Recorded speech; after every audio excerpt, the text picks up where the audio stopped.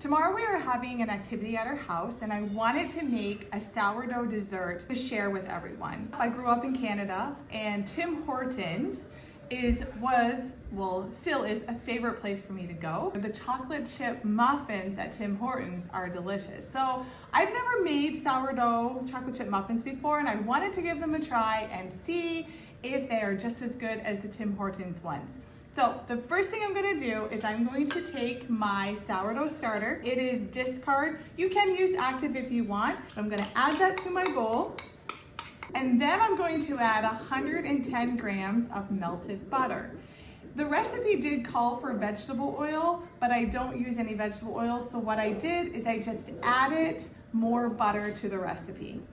So I'm going to put that in my bowl and I'm going to whisk these two together. Then I'm going to add 85 grams of buttermilk. I have already made the buttermilk. What I did is I added milk and I added some vinegar to make my buttermilk because I don't have any here with me today. Going to add that to the bowl and I'm going to mix this in with the whisk. Next ingredient is I'm going to add 1 large egg and 6 grams of vanilla. Throw that in the bowl. And then 200 grams of cane sugar. I'm going to whisk these together. You want to make sure it's mixed in well and blended. If there are any lumps in your sugar, you want to make sure they are all blended out. Once that is all whisked and mixed together, you are now going to add in your dry ingredients. The dry ingredients are 10 grams of salt. I added 10 grams of baking powder, 15 grams of cornstarch, and I added 125 grams of chocolate chips, and I will add those in there as well. I just throw them in. I'll throw them in with my dry ingredients, and then I'm going to throw them in to the bowl with my wet ingredients. You do not want to mix it a lot. So as long as it is blended, even if there's a little bit of flour that's not totally blended, that's okay. You do not want to overmix. So I'm just going to blend it in enough so that the ingredients are incorporated. It's very important that you do not overmix. So here we go. And what you're going to do, you want to preheat your oven to 425.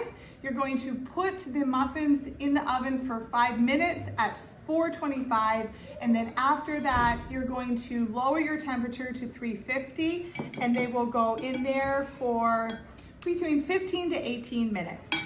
So now I'm going to put my muffins inside. You should make 12 muffins from this.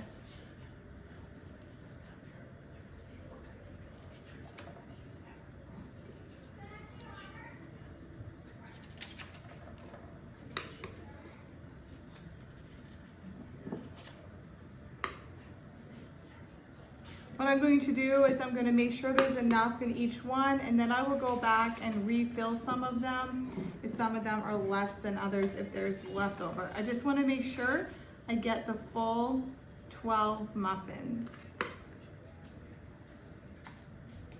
that don't have as much dough in them.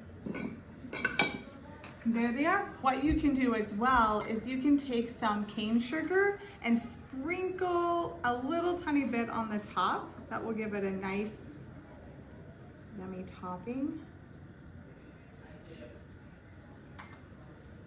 Like so.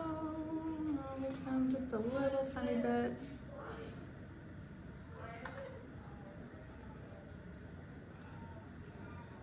And then I'm going to put it in the oven 5 minutes at 425.